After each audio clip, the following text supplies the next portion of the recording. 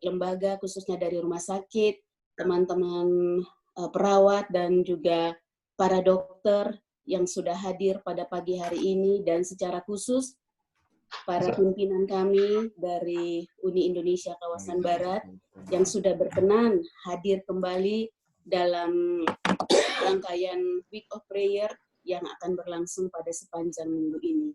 Sekali lagi kita memuji Tuhan, bersyukur kepada Tuhan bahwa di hari ketiga ini kita masih diberi kesempatan untuk melakukan suatu ibadah yang luar biasa. Tuhan kasih kita kesempatan untuk kembali menikmati kebesarannya, kekuasaannya, dan segala berkatnya dalam hidup kita. Bersyukur kepada Tuhan untuk semua yang diberikan kepada kita sampai pada pagi hari ini. Oleh sebab itu, tema daripada Week of Prayer kita, Servant Leadership, I Will Go. Kita akan kembali lanjutkan pada hari ini. Dan oleh sebab itu, maka semua yang hadir pada saat ini, marilah kita menyiapkan hati dan pikiran kita, dan sebelum memulai akan ibadah kita pagi hari ini, mari kita mengundang Roh Suci melalui doa dalam hati masing-masing.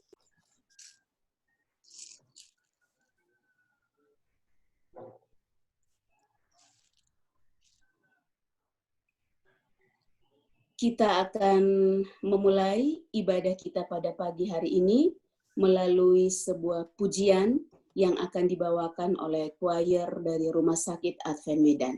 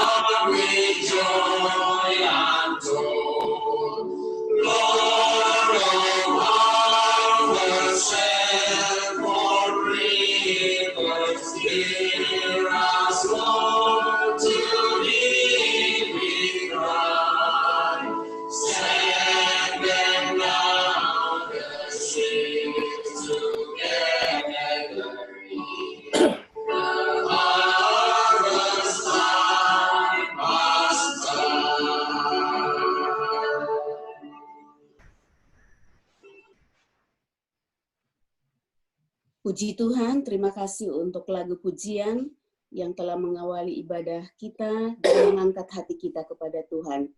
Waktunya kita akan datang kepada Tuhan melalui doa yang akan dipimpin oleh Bapak Edison Dook. Mari kita bersatu di dalam doa.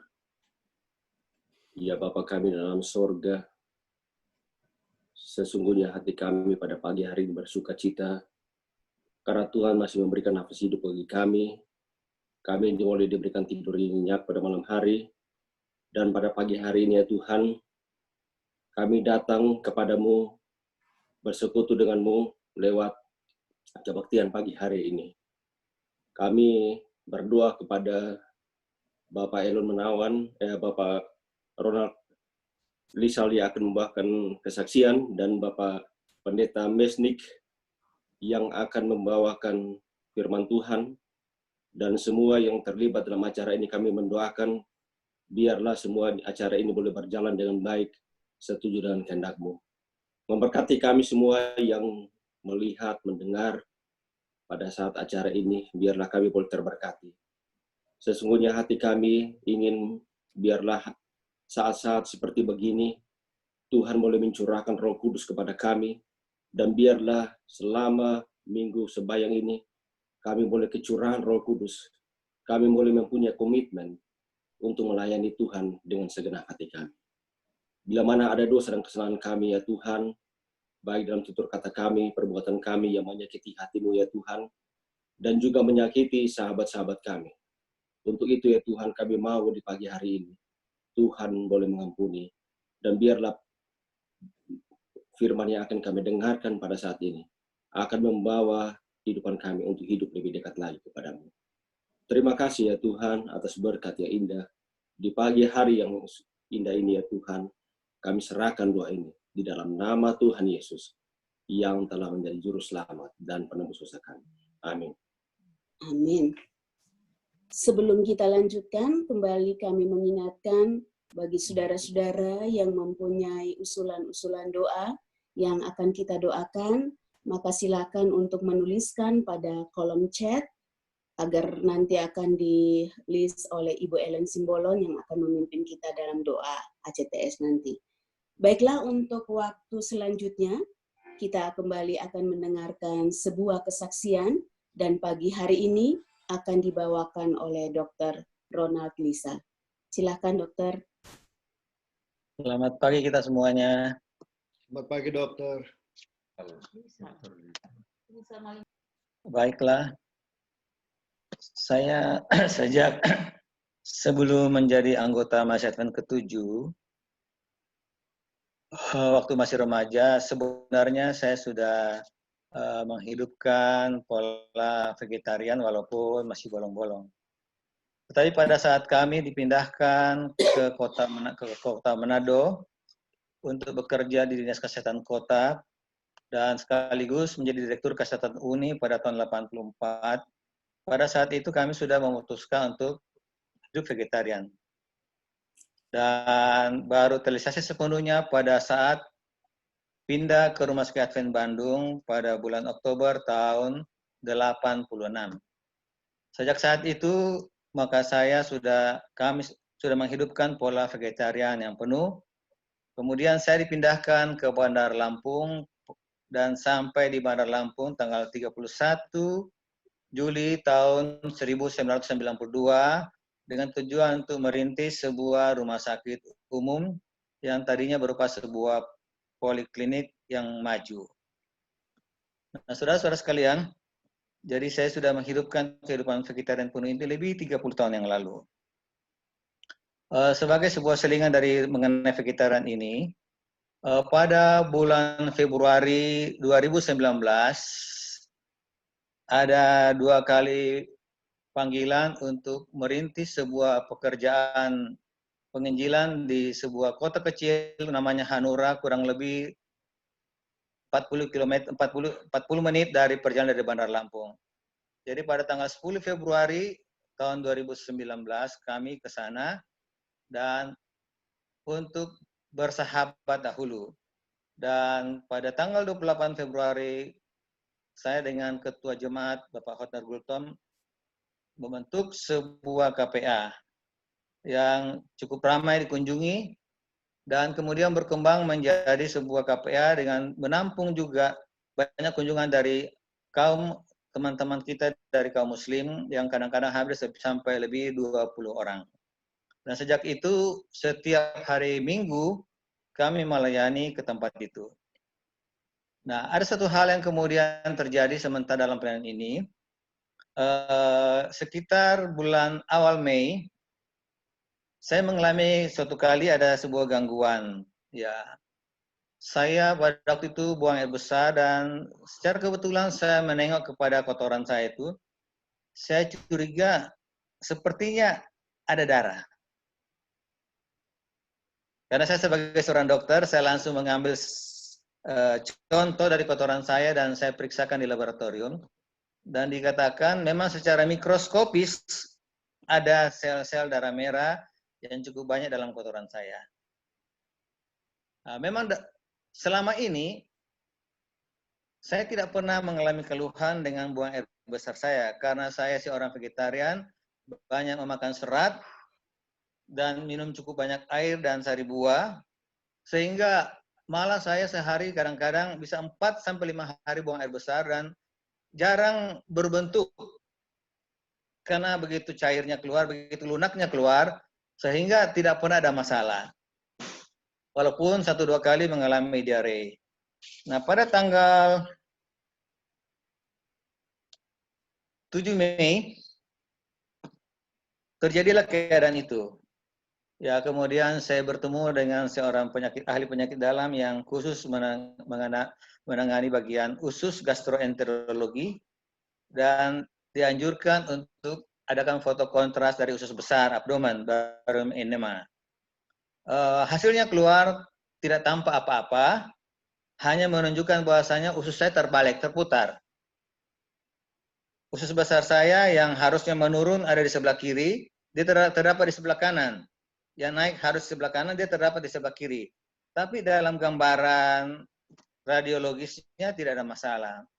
Jadi pada tanggal 12 Mei, saya tetap mengadakan kunjungan ke Hanura itu. Nah, seminggu kemudian, pada tanggal 14 Mei, saya buang air besar. Dan pada waktu itu, spontan saya coba lihat ke bawah lagi. Dan saya perhatikan bahwasanya ini adalah, yang keluar adalah darah. Saya ambil lagi contoh kotoran saya, dan diperiksa di laboratorium, dan makroskopis jelas sekali. Dengan kasat mata, itu adalah darah. Saya bertemu dengan penyakit dalam yang lain, karena penyakit dalam yang membidangi khusus gastroenterologi berhalangan. Dan saya di USG, di endoskopi, tidak ada hasil. Dan pada tanggal 15 Mei, pada tanggal 17 Mei, saya minta agar saya dirujuk karena kami tidak punya kolonoskopi untuk memeriksakan saluran usus besar saya dari bawah. Nah, pada tanggal 17 Mei itulah saya terdiagnosa menderita kanker usus besar. Kemudian saya diperlihatkan gambaran hasil kolonoskopi itu, maka usus besar saya yang dipangkal usus besar saya di kolon ascendens itu ada sebuah polip yang cukup besar yang sudah menutupi lumen usus saya lebih dari separuh. Ya mungkin karena itulah kemudian terjadi pergesekan, ada perdarahan kecil-kecilan dan terjadilah buang air besar saya seperti begitu. Hari Jumat 17 Mei itu saya kolonoskopi dan saya minta untuk segera di CT scan untuk abdomen saya, untuk perut saya. Dan memang didapatkan hasil yang sama, ada sebuah keganasan. Saya kemudian katakan kepada keluarga, telepon anak-anak saya yang ada di Jambi dan di Jakarta, bahwasanya saya akan segera operasi. Dan saya hubungi seorang dokter ahli bedah digestif di Palembang, Dr. Ulri Manawan, adik dari Pak Elon, yang kebetulan masih ada hubungan saudara dekat dengan istri saya. Jadi saya bilang kepada keluarga, saya sudah hubungi Dr. Uri, saya mau operasi di Palembang. Nah, kebanyakan keluarga, teman-teman di rumah sakit mengatakan, kenapa ke Palembang? Ke Bandung, ke Jakarta, atau bahkan ke Penang. Tapi saya katakan, saya ke Palembang. Dan saya berangkat ke Palembang pada hari Selasa tanggal 19 Mei. Jadi segera terdiagnosa, saya putuskan saya harus segera operasi. Dan memang dalam pembicaraan saya dengan Dr. Manawan, dia katakan, Kak Ronald, ya walaupun ada banyak kemungkinan yang kita bisa perbuat kemudian hari, tetapi tumor ini harus kita keluarkan. Dan tanggal 19 Mei, hari Selasa, saya tiba di Palembang. Hari Rabu, saya masuk rumah sakit dengan difasilitasi oleh Dr. Manawan, walaupun saya memakai BPJS saya, ya, segera bisa masuk rumah sakit dan hari Jumat dioperasi. Operasi berjalan kurang lebih sejam. Sudah operasi, kemudian saya dirawat di ruang rawat, ya tidak dibawa masuk ke dalam ruang rawat ICU. Esok paginya, esok malamnya, Dr. Uri Manawan datang visit dan dia periksa, dia bilang keadaan dari Kak Ronald ini baik-baik saja, ya. Dan dia katakan luka operasi saya bagus, kering, dan dia bilang, Kak Ronald, saya dioperasi hari Jumat siang, itu Sabtu malam dia datang, dia bilang besok pagi Kak Ronald harus jalan ke kamar mandi kalau ke WC. Jangan di tempat tidur. Saya katakan baik, dan hari Minggu ini saya berjalan dengan dikawal dengan keluarga, dengan ada 1-2 orang, jalan ke kamar mandi. Tidak ada masalah, saya kembali. Kemudian malamnya dokter Manawan lagi, Kak Ronald, besok jalan di dalam kamar ini. Jalanlah barang 3-5 kali, istirahat. Kemudian selang sekitar lama, jalan lagi. Dan saya berjalan sendiri tanpa apa-apa. Kemudian saya tidur kembali. Hari Jumat saya operasi. Hari Rabu Dr. Manawan katakan, Kak Ronald bisa pulang. Dan kami pulang karena kebetulan kami nginap di rumahnya. Pulang sampai di rumahnya, saya harus naik tangga karena tempat kami menginap adalah di atas kamar, di lantai 2. Dan saya berhasil naik tangga sendiri ke atas. Dan kemudian Dr. Manawan katakan, memang tidak lazim seorang yang vegetarian mengalami kanker usus besar. Dan yang kalau dilihat dalam kanker itu dalam bentuk polip dalam kantong, jadi bukan menempel di dinding, dalam bentuk polip. Ini sebenarnya sudah cukup lama, ya. Tapi mungkin karena pola hidup saya yang selama ini, maka pemulihan semuanya berjalan dengan lancar. Dan dikatakan, karena jalan keliling di lantai 2, dan kalau cukup kuat turun tangga, jalan di bawah.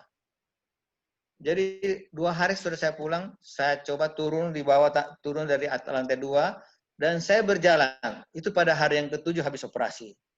Dan puji Tuhan, saya sanggup berjalan berkeliling di ruang bawah yang cukup besar itu. Dan perjalanan progres pemulihan saya cukup cepat. 2 minggu kemudian, saya dikatakan sudah boleh pulang ke Bandar Lampung.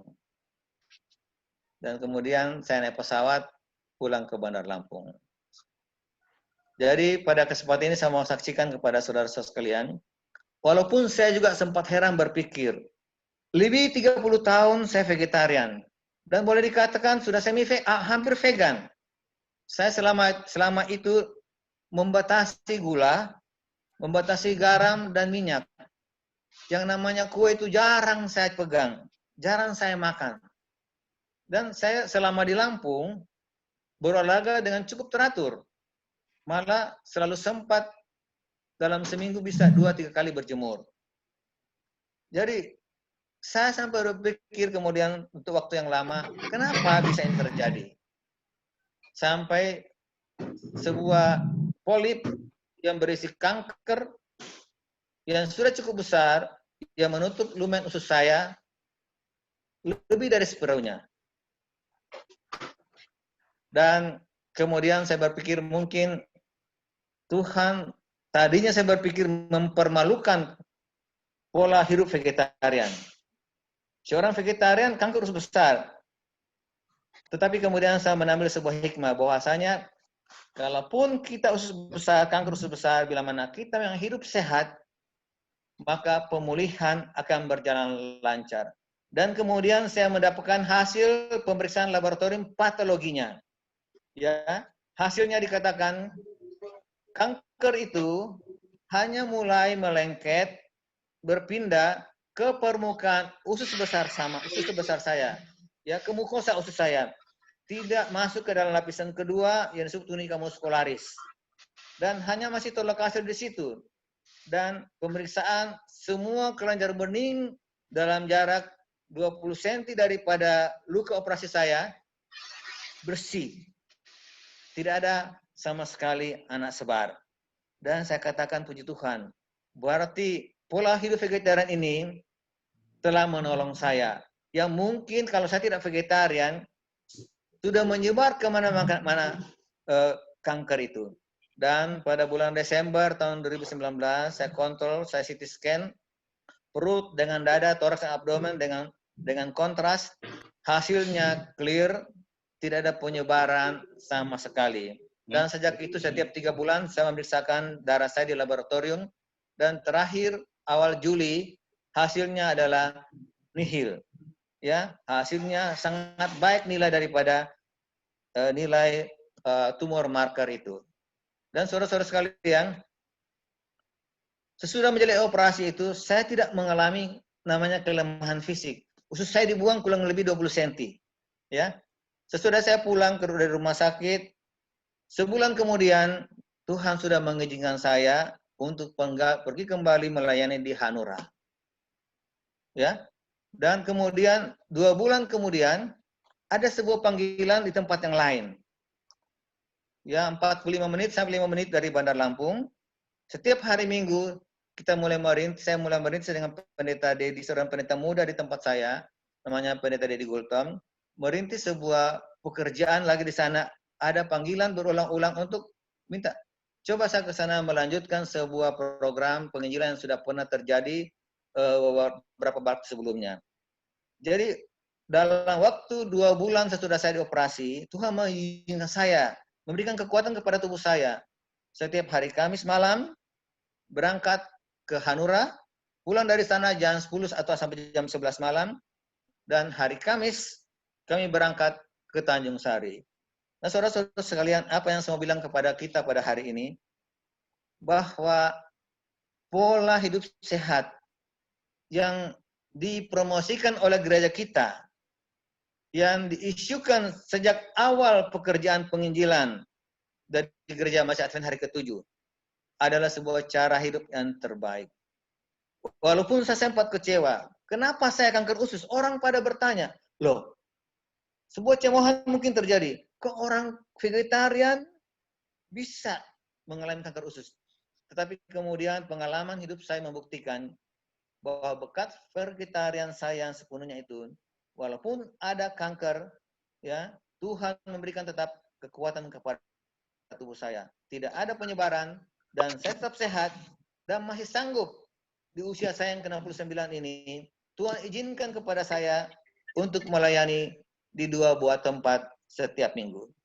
Kiranya kesaksian saya ini akan mendorong kepada kita semua, hiduplah sesuai dengan prinsip-prinsip kesehatan yang telah dipromosikan, dianjurkan melalui pena inspirasi oleh pelopor kita, Mrs. White.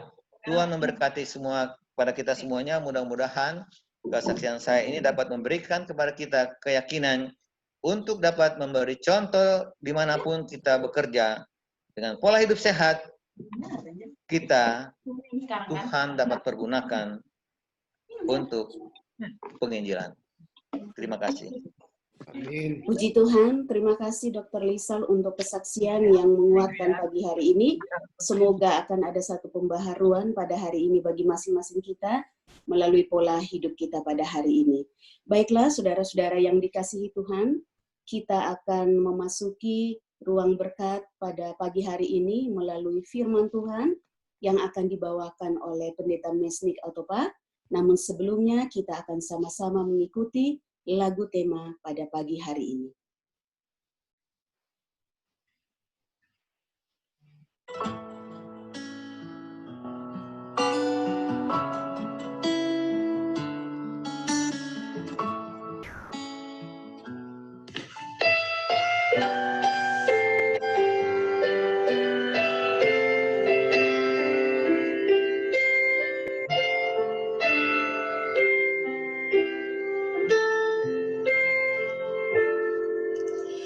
Mengembara di dunia yang penuh dosa,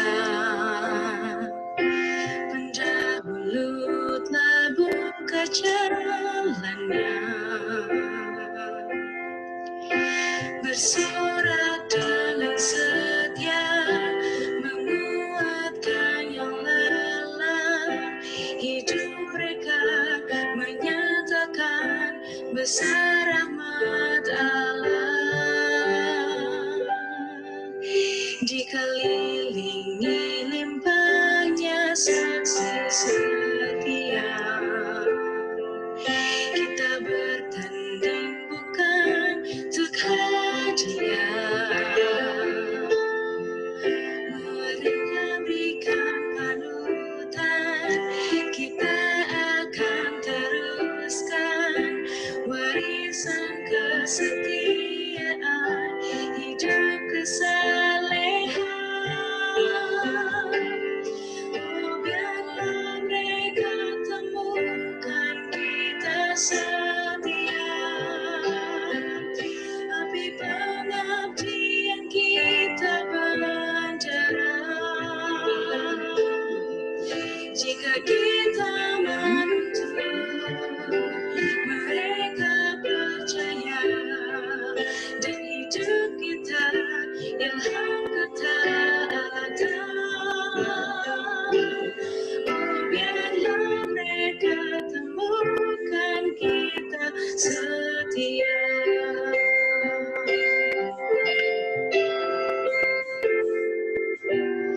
Harapan dan mimpi datang dan pergi, apa yang kita tinggalkan terpuji,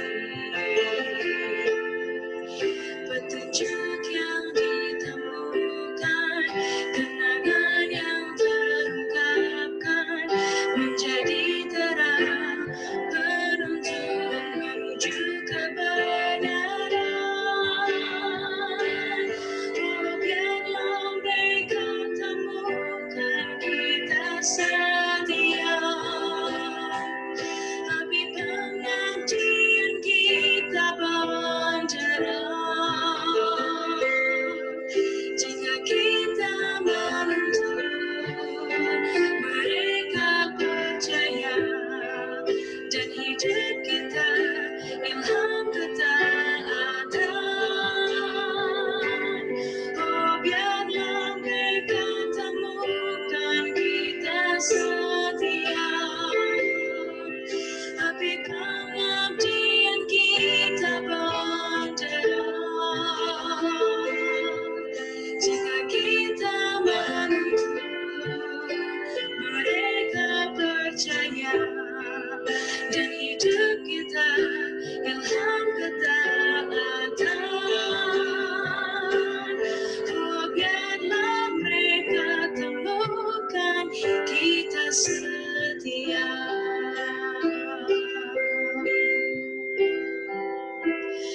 Oh, biarlah mereka temukan kita setia.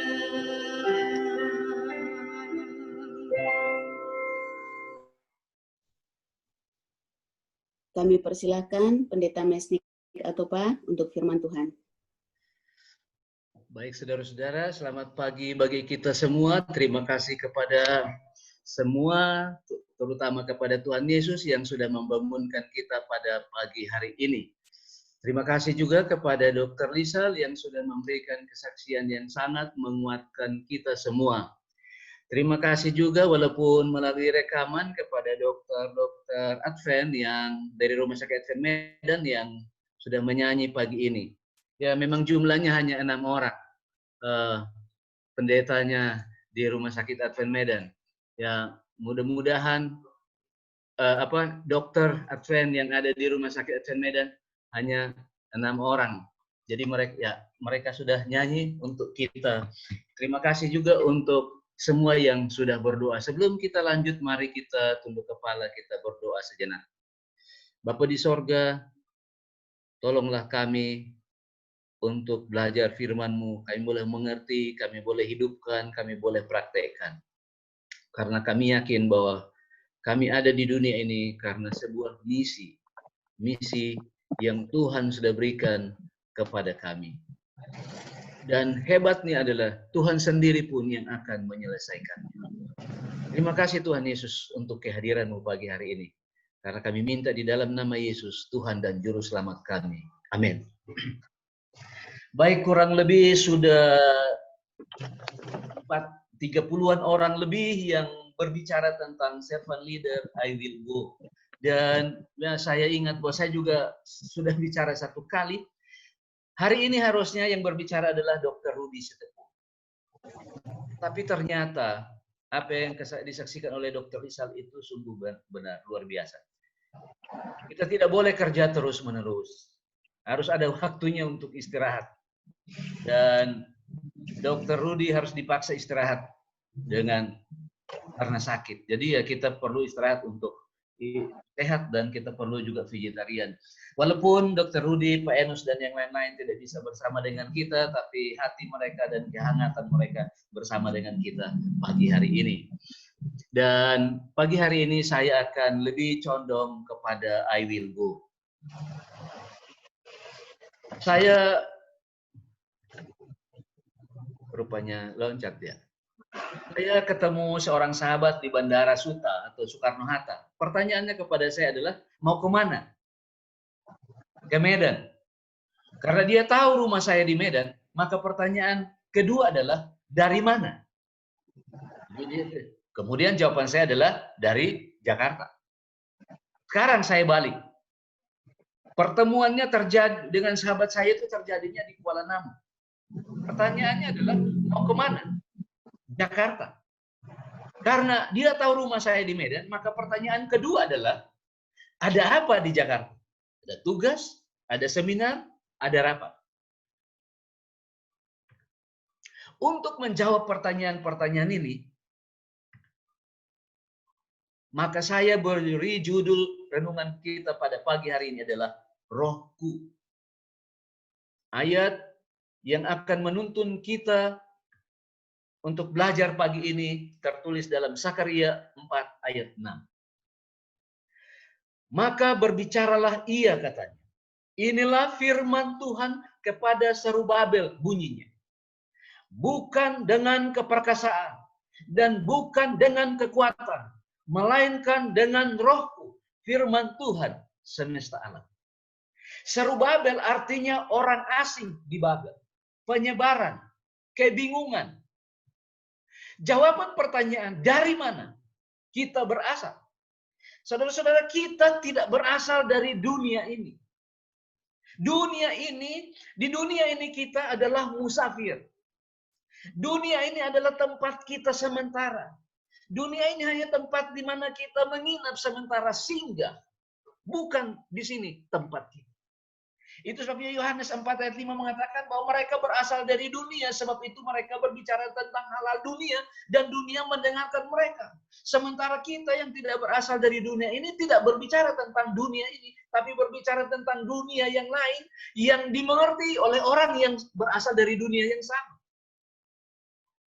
Saya kadang-kadang, ya kita terperanjat kalau ada orang bertanya kepada kita tentang apa yang kita miliki. Ternyata apa yang kita miliki hanya ada di dunia ini yang kita perlu bicarakan. Kalau kita ketemu, yang kita bicarakan adalah di dunia dari mana kita datang. Siapakah Zerubabel ini? Di dalam buku Hagai 2 ayat 22, bagian pertama dikatakan bahwa katakanlah kepada Zerubabel, bupati Yehuda. Jadi Zerubabel adalah bupati Yehuda pasca kembalinya para tawanan dari Babylon.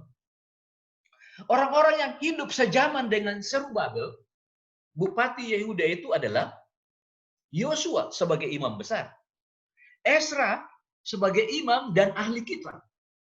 Kemudian ada 2 orang nabi yang mendampingi mereka, yaitu Hagai dan Zakaria. Jadi kalau kita mempelajari Zerubabel, berarti kita mempelajari paling sedikit 3 buku yang berhubungan dengan Zerubabel, yaitu Ezra, Hagai, dan Zakaria. Zerubabel adalah bupati Yehuda. Sekarang dia adalah seorang pemimpin bangsa, seorang pemimpin umat. Berarti ketika kita berbicara tentang Zerubabel, kita sedang berbicara tentang kepemimpinan. Kepemimpinan yang rohani, kepemimpinan yang dipilih oleh Tuhan. Dan dia dipanggil untuk melayani Tuhan. Dan sekarang ini kalau kita mau sejajarkan, maka kita dipanggil serupa dengan Zerubabel. Di dalam Esra 5 ayat 2 dikatakan, pada waktu itu mulailah Zerubabel bin Seltiel dan Yesua bin Yosadak. 2 nama ini selalu disebutkan bergantian di buku Esra. Dan buku Zakaria, buku Hagai, kecuali nanti di buku Zakaria. Tapi di pasal sebelumnya bicara soal Yosua, kemudian pasal 4 bicara soal Zerubabel. Membangun rumah Allah yang ada di Yerusalem. Mereka didampingi dan dibantu oleh nabi-nabi Allah yang saya sebutkan tadi, Hagai dan Zakaria. Zerubabel dan Yosua membangun rumah Allah dalam situasi yang sangat-sangat sulit. Esra 4 ayat 4 mengatakan, maka penduduk negeri itu melemahkan semangat orang-orang Yahudi dan membuat mereka takut untuk membangun. Meskipun Zerubabel dan Yosua memiliki semangat, tetapi mereka berdua tidak mampu untuk melakukannya karena semua orang semangatnya telah turun. Saudara-saudara, kadang-kadang dengan hadirnya pandemik ini, banyak semangat orang yang turun. Apalagi kita yang berada di rumah sakit. Pasien turun, pasien rawat inap turun, pasien rawat jalan menurun, kadang-kadang semangat. Berdoa hilang semangat. Tapi untung ada kesaksian kemarin pagi sangat luar biasa itu. Ayat 5, bahkan selama zaman Kores, Raja Negeri Persia, sampai zaman pemerintahan Darius, Raja Negeri Persia, mereka menyogok para penasehat untuk melawan orang-orang Yehuda itu dan menggagalkan rancangan mereka. Saudara, ketika kita membangun, kita jangan hanya pikir kita. Masih ada orang lain yang tidak senang. Yang boleh jadi mereka ini adalah penyogok yang membuat kita untuk tidak bisa membangun. Ini harus diperhatikan semua sisi. Bukan hanya kita yang membangun, boleh jadi tetangga dan lain sebagainya. Perlu kita perhatikan. Dan memang mereka sangat sulit. Tahu itu. Mereka tahu itu, makanya mereka tulis. Ayat 6. Bukan hanya raja satu, ini raja yang kedua. Pada zaman pemerintahan Ahasveros, pada permulaan pemerintahannya mereka menulis surat tuduhan terhadap orang-orang yang telah menetap di Yehuda dan di Yerusalem. Surat pertama tidak didengar, mereka kirim lagi surat yang kedua. Memang sangat sulit untuk membangun. Ayat 7. Dan pada zaman Artasasta ditulis surat oleh Bilsam, Mitredat dan Tabeel serta rekan-rekannya yang lain kepada Artasastra, Raja Negeri Persia. Naskah surat itu ditulis dalam bahasa Arab dengan terjemahannya di dalam bahasa Arab. Saudara-saudara, sampai 3 kali mereka menulis surat supaya menghentikan pembangunan itu. Dan saya dapat membayangkan bagaimana sulitnya ketika pembangunan itu terjadi. Walaupun dia seorang bupati, tidak dapat diandalkan jabatannya. Tidak dapat diandalkan. Esra 4 ayat 24. Dan pada waktu itu, terhentilah pekerjaan membangun rumah Allah yang di Yerusalem. Total berhenti. Dan tetap terhenti. Sampai tahun yang kedua, zaman pemerintahan Darius, Raja Negeri Persia. Dengan kata lain, itu sampai datang lagi Nehemia, baru pembangunan itu diselesaikan dalam waktu 52 hari. Sebelumnya terhenti. Saudara-saudara, kalau kita sedang membangun dan terhenti sebagai gembala, saya pikir ketua daerah akan memindahkan kita sesegera mungkin.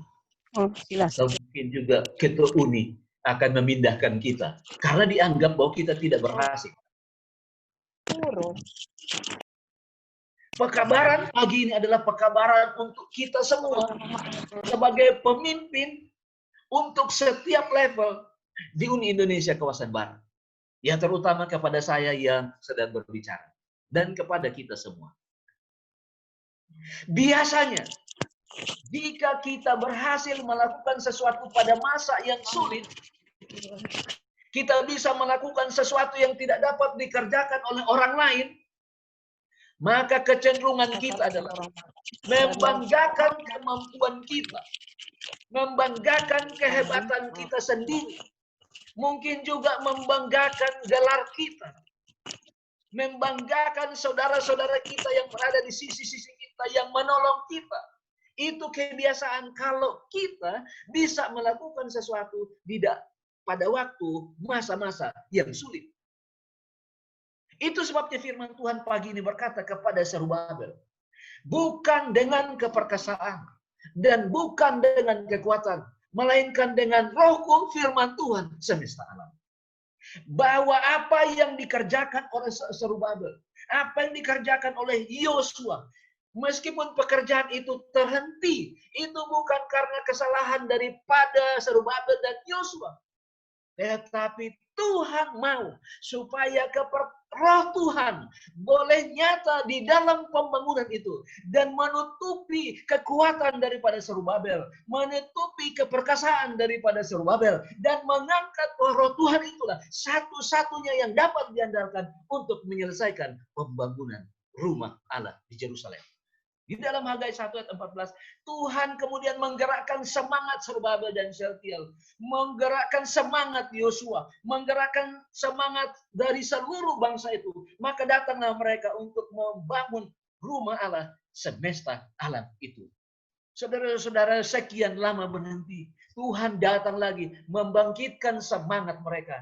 Saudara-saudara, para pelayan Tuhan, jika satu saat kita tiba pada satu titik di mana sepertinya tidak ada kemajuan, baptisan pun menurun oleh karena pandemik, kita tidak boleh ragu-ragu. Kita harus tetap memberikan hidup kita kepada Tuhan. Oleh karena Tuhan akan memberikan semangat kepada kita, memberikan semangat kepada para pendeta, memberikan semangat kepada para tenaga kesehatan, memberikan semangat kepada para jemaat untuk menyelesaikan pembangunan ini. Amin. Semangat penginjilan itu harus dilihat dari pemimpin terlebih dahulu. Kemudian akan terlihat di jemaat. Kalau pemimpin katakan di sini susah jiwa, akan susah jiwa, saudara. Kalau pemimpin katakan di daerah ini miskin, tidak ada uangnya, akan miskin, saudara.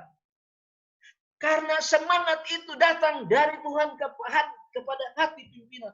Oleh karena itu pemimpin harus semangat. Pemimpin penginjilan harus semangat. Kalau dia tidak semangat, jangan harap penginjilan akan maju.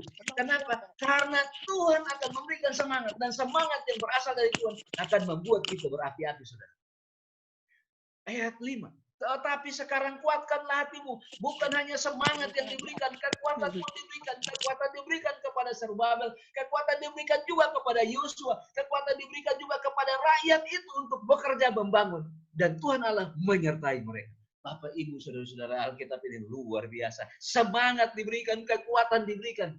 Kadang-kadang kita yang tidak mengenal semangat yang berasal dari Tuhan. Kadang-kadang kita yang tidak mengenal kekuatan yang berasal daripada Tuhan. Ketika pekerjaan ini terhenti. Oleh karena itu, ketika pekerjaan ini terhenti, itu adalah waktu kita untuk merenung. Kenapa ini terhenti? Siapa tahu saya ini masih menggunakan keperkasaan yang saya miliki. Saya masih menggunakan kekuatan yang saya miliki. Saya masih menggunakan gelar dan ilmu pengetahuan yang saya miliki. Itu sebabnya pekerjaan ini terhenti. Kuatkan hatimu, karena bukan dengan keperkasaan. Aduh, hilang pula ini kemana? Ini siapa yang buat hilang? Sore hilang dia. Jajan mobil yang tadi Mak Cinda ya? Hilang dia kemana? Hilang. Oke. Kuatkan hatimu karena bukan dengan keperkasaan dan bukan dengan kekuatan, melainkan dengan Rohku, firman Tuhan semesta alam. Daud, seorang remaja, dapat mengalahkan Goliat. Alasannya sederhana. Visi para tentara Saul dan Daud itu berbeda. Ini visi daripada orang-orang Israel dan tentara-tentara yang dipimpin oleh Daud. 1 Samuel 17 ayat 25. Berkatalah orang-orang Israel itu, kau lihat orang yang maju itu? Sesungguhnya ia maju untuk mencemooh orang Israel. Orang yang mengalahkannya akan dianugerahi raja kekayaan yang besar. Anak perempuannya akan diberikan kepadanya. Dan kaum keluarganya akan diberi kebebasan di Israel. Apa misi para tentara Saul? Ingin jadi kaya. Jadi mantu raja. Bebas pajak. Mereka berperang supaya jadi kaya. Mereka berperang supaya jadi mantu raja. Mereka berperang supaya mereka itu tidak bayar pajak. Itulah misi mereka. Itu sebabnya ketika Goliat muncul, mereka ketakutan, mereka lari bersembunyi karena misi mereka lain. Apa misi Daud ketika menghadapi Goliat yang besar? Ayat 45 pasal 17. Jawab Daud kepada orang Filistin itu, engkau datang kepadaku dengan pedang, tombak dan lembing, tetapi aku datang kepadamu dengan nama Tuhan semesta alam, Allah barisan Israel yang kau tantang itu. Daud tidak pikir mau jadi kaya. Daud tidak pikir mau jadi mantu raja. Daud tidak pikir mau jadi bebas pajak. Yang dia tahu adalah Tuhan bersama dengan dia di dalam pekerjaan ini, maka pekerjaan ini akan berhasil. Dan herannya adalah setelah Daud menang, dia tidak minta menjadi mantu raja juga dia. Dia tidak minta kaya, dikasih kekayaan juga. Dan Daud katakan terakhir, supaya semua umat ini mengetahui bahwa bukan dengan pedang atau tombak Tuhan menyelamatkan. Sebab Tuhanlah yang berperang dan menyerahkanmu ke dalam tangan kami. Saudara-saudara, seringkali masalahnya adalah kita mengerjakan pekerjaan Tuhan, kita tidak mengerjakan pekerjaan kita. Kita harus kerjakan pekerjaan kita dan Tuhan menyelesaikan pekerjaannya dengan cara. Kita kadang-kadang mengambil bagian Tuhan. Itu sebabnya pekerjaan kita tidak berhasil. Beda Daud dan tentara Saul. Tentara Saul memuaskan keinginan sendiri, tetapi Daud meninggikan dan memuaskan keinginan Tuhan. Kita bekerja, kita dipanggil untuk melayani, bukan untuk memuaskan keinginan pribadi. Tetapi kita dipanggil untuk memuaskan keinginan Tuhan. Boleh jadi kita tidak punya jabatan. Itu adalah keinginan jasmani kita. Keinginan pribadi kita. Tapi keinginan Tuhan tidak seperti itu. Saudara-saudara, ketika saya berpindah dari penginjilan ke dunia rumah sakit, aduh saudara-saudara, saya beranggapan bahwa saya dijerumuskan dari air laut ke air tawar. Karena hari pertama saya ikut rapat, saya seperti anak TK yang masuk di tengah-tengah para mahasiswa. Kenapa? Semua istilah yang digunakan oleh anggota rapat waktu itu, satu pun istilahnya tidak ada yang saya tahu. Padahal saya yang memegang agendanya dan saya bacakan.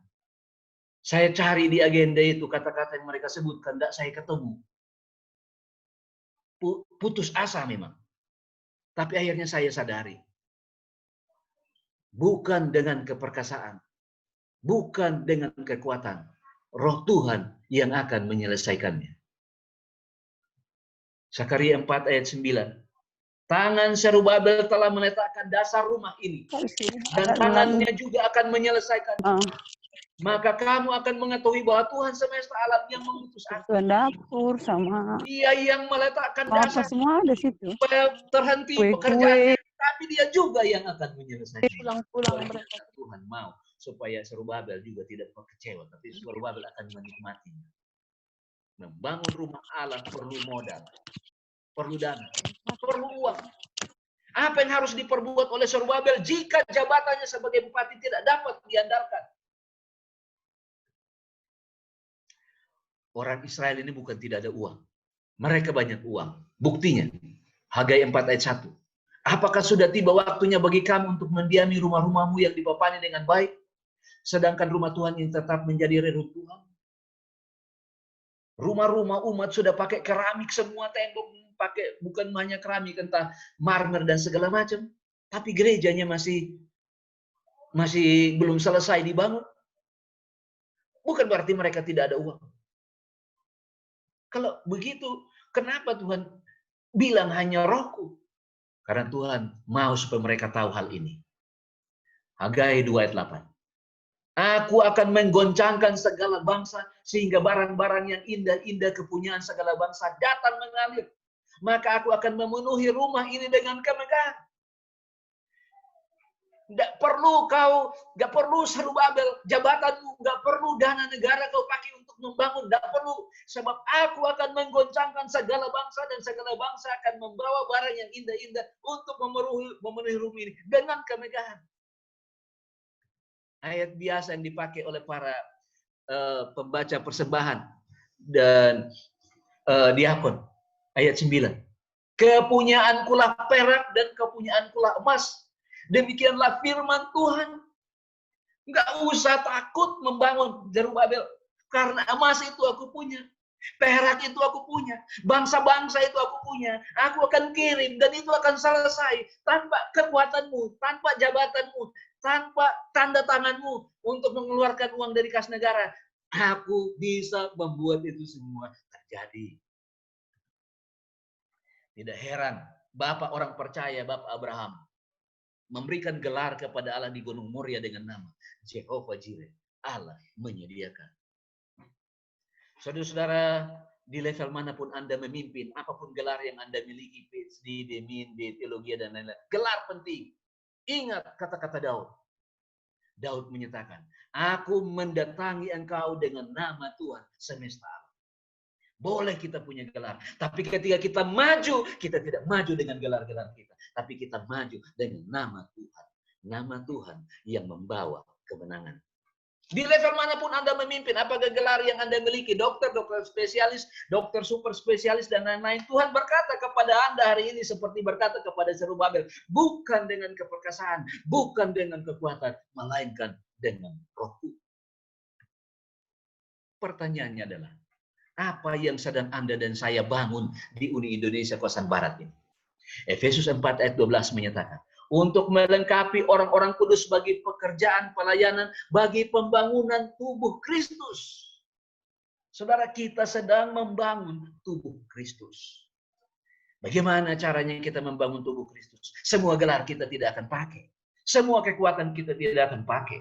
Semua keperkasaan kita tidak akan pakai. Tuhan sendiri yang akan membangun.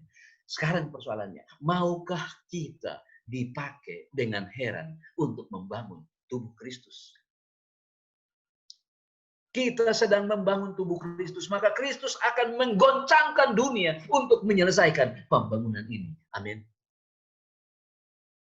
Zakaria 4 ayat 7. Siapakah engkau ini? Siapakah engkau, hai gunung yang besar di hadapan Zerubabel?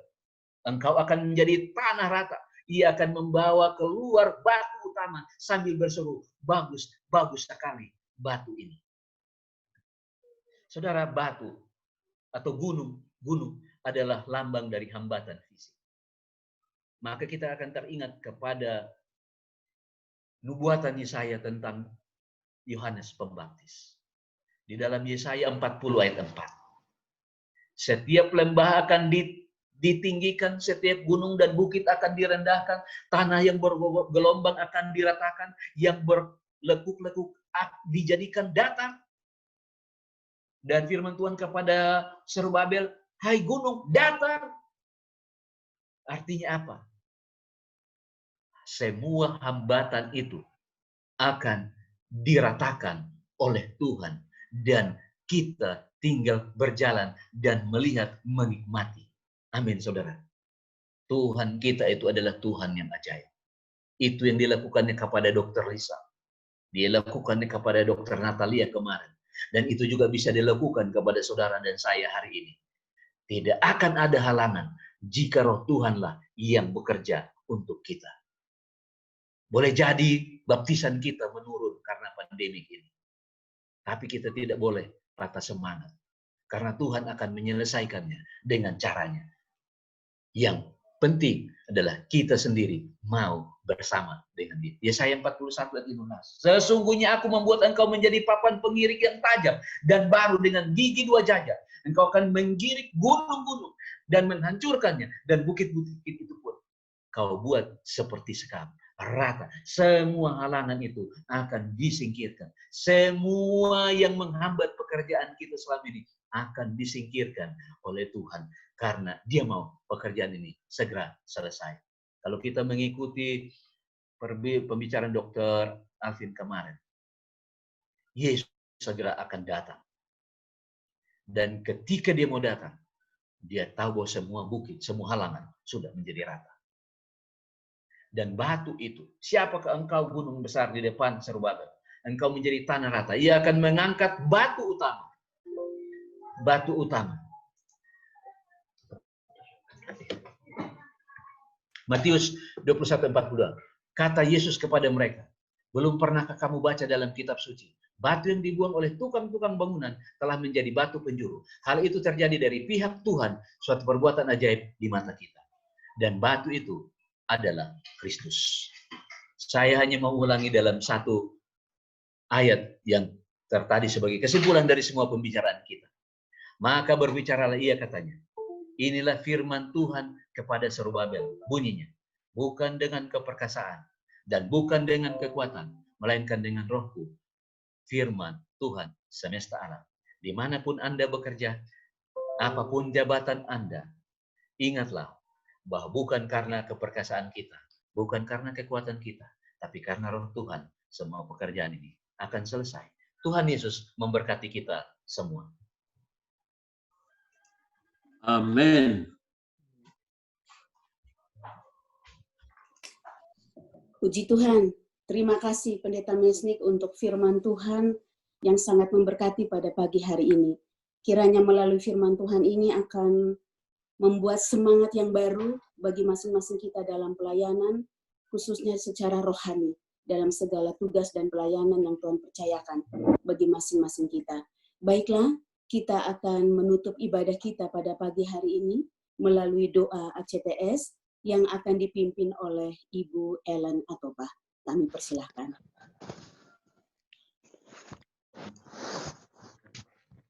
Baik, selamat pagi untuk kita semuanya. Kita akan berdoa, doa 4P, pujian saya sendiri, pengakuan Dr. Ingrid Siahaan, permohonan Pendeta Samardi Arwan, pengucapan syukur Dr. Joy Silalahi.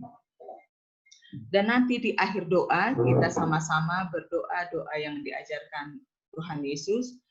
Adapun pokok-pokok doa kita pada pagi hari ini, yang pertama sertifikasi Seperdes tanggal 9 Agustus, yang kedua cabang sekolah Sabat dan pembangunan gereja di Pemayungan, ketiga kita doakan Pendeta Onesimus Sinaga, yang keempat kita doakan Pendeta Panahatan Sitorus yang sedang berduka. Yang kelima, retreat daring Gembala DSKS 21-23 Agustus. Yang keenam, pemimpin-pemimpin gereja kita. Yang ketujuh, jemaat dan umat-umat Tuhan. Yang kedelapan, Rumah Sakit Advent Medan, Rumah Sakit Advent Bandar Lampung, dan Rumah Sakit Advent Bandung. Inilah pokok-pokok doa kita. Sebelumnya kita bernyanyi dari lagu Sion nomor 77, kita nyanyikan hanya refrennya aja. Aku memuji Juru Selamatku, sungguh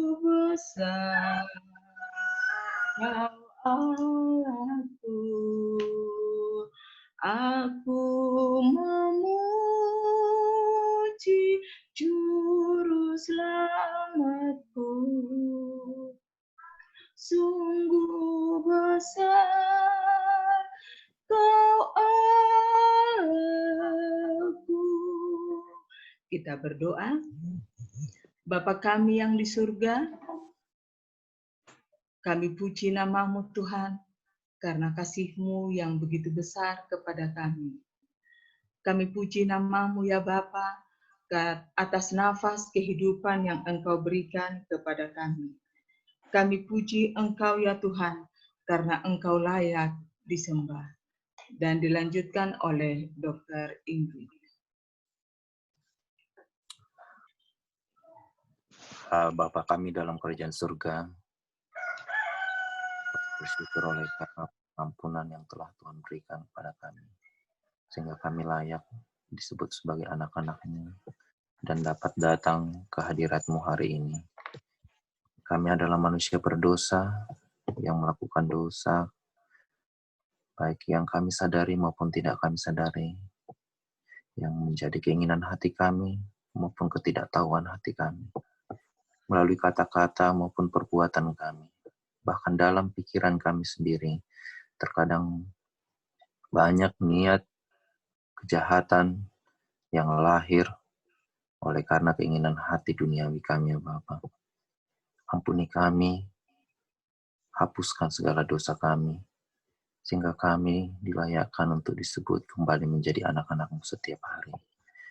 Kiranya Roh Kudus yang menuntun kami untuk dapat mengampuni juga orang-orang lain, sama seperti Engkau telah mengampuni dosa kami yang jauh lebih besar dari apa yang telah kami ampuni dari orang lain. Bapa di surga, biarlah kiranya permohonan pengampunan kami ini Tuhan dengarkan seturut dengan kehendak-Mu. Kami telah dikuatkan oleh kesaksian Dr. Lisal dan firman yang telah dibawakan oleh Pendeta Mesnik Atoba. Kiranya Tuhan itu menolong kami. Dan Roh Kudus mulai ya Tuhan kiranya yang memateraikan di hati pikiran kami. Sehingga kami Tuhan memiliki satu semangat di dalam menjaga kesehatan kami, pola makanan vegetarian, dan juga satu pekabaran mengingat akan misi kami untuk membangun tubuh Kristus dengan pelayanan, dengan jabatan yang Tuhan percayakan bagi kami masing-masing. Ya Bapa di sorga, kami berdoa kepadamu. Kiranya Tuhan yang menolong dan memberkati Dr. Lisal dan Pendeta Mesnik Atopa dalam pelayanan dan tugas yang Tuhan telah percayakan. Berkati ya Tuhan di sorga pelayanan yaitu di SC Mayungan. Dan juga Tuhan yang memberkati pembangunan gereja dan kerinduan jemaat agar diorganisir. Tuhanlah yang memberkati. Dan Tuhan yang memberkati juga Pendeta Muda Onesimus Sinaga dan distrik Tarolangun. Tuhan yang menyertai dan memberkati dalam pelayanan mereka, dalam kesehatan, kesatuan hati, dalam melayani, bila mana Tuhan ada tantangan yang mereka hadapi, kiranya Tuhan yang membantu agar pelayanan mereka dapat berjalan dengan baik. Kami juga mengingat hamba-Mu, Pendeta Panahatan Sitorus, dan distrik Lubuk Linggau. Tuhan di sorga, mereka juga mengalami duka cita, yaitu hamba-Mu, Pendeta Panahatan Sitorus. Tuhan yang menghiburkan, dan Tuhan yang menolong distrik Lubuk Linggau juga, dalam pelayanan mereka, dalam menyampaikan pekabaran, dan juga Tuhan dalam kesatuan umat. Berkati juga hamba-Mu Pendeta Mulyadi Tambunan, yang berduka, Tuhan telah izinkan bunda daripada hamba-Mu ini Tuhan, istirahat sementara dari semua jerih lelahnya. Tuhan yang memberikan penghiburan, dan Tuhan yang menyertai baik keluarga yang ada di Jambi, maupun manapun keluarga hamba-Mu Pendeta Mulyadi Tambunan. Kami juga mengingat Tuhan akan ada satu acara retreat daring para gembala di daerah Sumatera kawasan selatan tanggal 21 dan tanggal 23 Agustus. Tuhan yang memberkati semua panitia, acara yang telah dipersiapkan, para narasumber mungkin yang akan membawakan satu pekabaran. Berkati ya Tuhan retreat lewat virtual ini, agar dapat berjalan dengan baik dan semuanya itu memotivasi umatmu yang ada di Sumatera Selatan untuk melakukan pekabaran dan penyelamatan jiwa-jiwa. Bapa yang baik, kami juga berdoa untuk sahabat daripada hambamu Pendeta Abri Santoso, yaitu Ibu Anna Ari Soekarno, yang telah ikut dalam KKR online di conference di KJKT. Tuhan yang memberkati ya Tuhan di surga. Setiap malam dia hadir sebagai simpatisan. Dan anaknya juga Tuhan telah ikut dalam acara Bayo. Dan juga putrinya menjadi seorang relawan di Adra di Ngawi. Tuhan yang menolong. Bahkan Roh Kudus-Mu menjamah hati mereka. Karena itu adalah pekerjaan Tuhan untuk memenangkan jiwa-jiwa. Dan pekerjaan kami hanya untuk menuntun mereka untuk lebih mengenal kebenaran ini. Memberkati ya Tuhan di surga juga akan rumah sakit yang ada di Uni Kawasan Barat ini, Rumah Sakit Advent Medan, Rumah Sakit Advent Bandar Lampung, Rumah Sakit Advent Bandung, bahkan juga Tuhan klinik-klinik yang ada di Uni Kawasan Barat ini, Tuhan yang memberkati. Tuhan lindungi semua para medis, para dokter, para perawat dan para staf, para pegawai, semua pegawai rumah sakit dan klinik. Tuhan lindungi dan Tuhan jauhkan dari COVID-19 dalam pelayanan mereka. Tuhan di sorga, suami, istri, anak-anak, orang tua mungkin takut dengan keadaan pandemi ini. Tapi kami percaya Tuhan Engkau akan selalu ada ketika para pelayan-pelayan Tuhan di rumah sakit dan di klinik melakukan pelayanan. Tuhan akan menjagai dan Tuhan akan melindungi. Bila mana Tuhan ada sahabat-sahabat kami yang telah terpapar COVID-19 ini. Kami memohon kepadamu ya Tuhan di surga. Agar Tuhan lekas memberikan pemulihan bagi mereka. Lewat makanan, lewat minuman, vitamin atau obat. Tuhan yang menolong dan Tuhan yang menyembuhkan mereka. Karena Tuhan adalah dokter dari segala dokter dan Tuhan adalah Allah yang hidup. Kiranya mujizat-Mu Tuhan berlaku untuk semua sahabat-sahabat kami, teman-teman kami, bila mana ada yang sudah terpapar COVID-19 ini. Bapa yang baik, Tuhan yang Maha Kuasa di surga. Banyak masyarakat takut berobat datang ke rumah sakit. Hanya Tuhan yang mengirimkan untuk datang berobat ke rumah sakit dan juga ke klinik-klinik. Tuhan yang menolong semuanya. Dan Tuhan kami serahkan segala sesuatu operasional rumah sakit ini kepadamu. Agar Tuhan yang membantu pimpinan-pimpinan rumah sakit juga dalam melakukan pelayanan, khususnya Tuhan di tengah-tengah keadaan sekarang ini. Bapa yang baik Tuhan di sorga, kami juga mengingat Bamu, Dr. Rudi Sitepu dan Enos Pinem, dan beberapa teman kami, Tuhan yang menolong, Tuhan yang menyembuhkan mereka. Berikan kuasa dari sorga bagi mereka ya Tuhan di sorga. Kami juga berdoa Tuhan untuk kecurahan Roh Kudus bagi kami semua, bagi tua-tua gereja. Agar kami Tuhan dipenuhi oleh kuasa Roh Kudus-Mu dalam melakukan pelayanan ini di tengah-tengah kondisi situasi pada saat ini. Kami selalu bergantung kepada Tuhan. Ada satu acara ya Tuhan di surga, itu belajar Alkitab interaktif online yang sekarang diadakan di Uni Kawasan Barat ini. Bicara Pendeta Sony Sipayung. Tuhan yang memberkati ya Tuhan di surga. Sudah banyak tamu-tamu yang telah hadir. Bahkan tamu-tamu juga kami undang, Tuhan yang memberkati. Dan disiarkan lewat Facebook, YouTube. Dan juga diundang lewat Zoom. Tuhan yang memberkati. Program I Will Go. Kami Tuhan melakukannya dengan terbaik. Dan Tuhan juga lah yang memberkati. Bapa Tuhan kami Yesus Kristus. Padamu-lah kami serahkan semua dua permohonan ini. Agar Tuhan yang berkehendak. Terima kasih Tuhan untuk persekutuan doa pada pagi hari ini yang telah menguatkan kami umat-umat Tuhan. Terima kasih Tuhan atas kebaikan Tuhan yang terus dapat kami rasakan dan dapat dirasakan oleh seluruh umat-umat Tuhan. Terima kasih Tuhan untuk penjagaan Tuhan yang tidak berkeputusan dalam segala waktu, segala situasi kepada umat-umat Tuhan. Dan Bapa yang di surga, kami mengucapkan terima kasih karena kami yakin pelayanan penginjilan kesehatan tetap terus maju walaupun dalam masa pandemi ini, karena semuanya ya Tuhan masih dalam kendali Tuhan. Terima kasih ya Tuhan. Kita tutup doa ini dengan doa Bapa kami. Bapa kami yang di surga, dikuduskanlah namamu. Datanglah kerajaan-Mu, jadilah kehendak-Mu di bumi seperti di surga. Berikanlah kami pada hari ini makanan kami yang secukupnya. Dan ampunilah kami akan kesalahan kami seperti kami juga mengampuni orang yang bersalah kepada kami.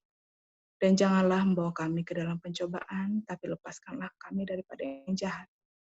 Karena Engkaulah yang punya segala kuasa kerajaan sampai selama-lamanya. Amin. Amin. Terima kasih untuk doa berkat untuk menutupi ibadah kita pada pagi hari ini. Dan puji Tuhan kita boleh mengakhiri ibadah kita pada pagi hari ini dengan sebuah berkat yang luar biasa. Dan semoga hari ini kita akan menjalani pelayanan kita dengan penuh sukacita, penuh berkat, dan selalu sehat.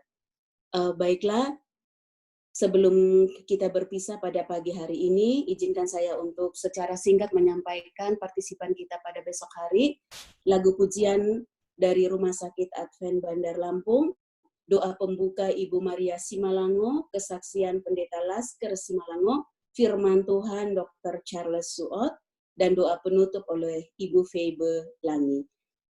Dan demikianlah akhir daripada rangkaian ibadah kita. Kembali kami mengundang saudara-saudara untuk hadir besok subuh pada jam dan Zoom yang sama. Dan akhir kata sekali lagi, selamat pagi, tetap sehat, selalu bersemangat, dan Tuhan memberkati. Kami serahkan waktu selanjutnya kepada Pendeta Haflar. Baik, saudara-saudara, terima kasih umat-umat Tuhan, para pimpinan kita yang ada di sini.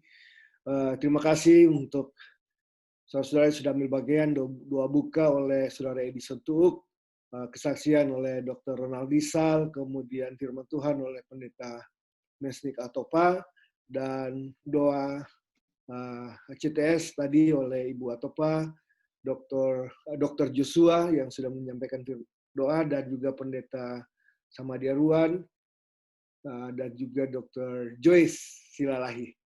Dan terima kasih juga untuk Ibu Ferayanti Manalu dan Muningsi yang sudah memimpin acara ini. Dan untuk selanjutnya, saya tetap mengundang saudara untuk hadir pada besok pagi, pada jam yang sama, jam 5. Kalau saudara mau ikut juga acara kami selanjutnya setelah ini adalah jam 8, bersama-sama dengan worship di West Indonesia Union Mission. Untuk itu, selanjutnya saya serahkan kepada pimpinan kita, Officer Pendeta Sugistorus. Baik, terima kasih Pendeta Flar, terima kasih kita semua yang sudah ambil bagian, khususnya Dr. Lisal. Terima kasih dok. Dokter ini guru saya dia. Suhu. Ya. Selama 13 tahun saya di Rumah Sakit Advent Bandar Lampung, memang beliau ini paling suka melayani, paling suka menginjil. Ya. Saya di-push untuk melayani, untuk menginjil, saya selalu ingat itu. Sering kali kami KKR sampai jam 10, jam 11 malam, pulang ke rumah, tapi jam 7 pagi sampai jam 3 sore tetap harus kerja. Ya, harus melawat pasien, setidaknya 20 pasien setiap hari. Ya. Tapi ya itulah, Pendeta Mesnik, jangan khawatir Pendeta, rumah sakit itu sumber berkat. Ya. Jadi kalau kita kerja di rumah sakit, amin, Pak Ketua. Kita cenderung jadi pendeta yang bodoh, yang nggak tahu apa-apa, ya. Pendeta yang nggak punya ambisi apa-apa, pendeta yang tidak punya keinginan apapun kecuali menyegerakan kedatangan Tuhan. Ya. Jadi pendeta belum 2 tahun kan? Belum. Ya, saya 13 tahun pendeta di ini. Amin. 13 kurang 2 tahun, berapa tahun lagi kira-kira? 13.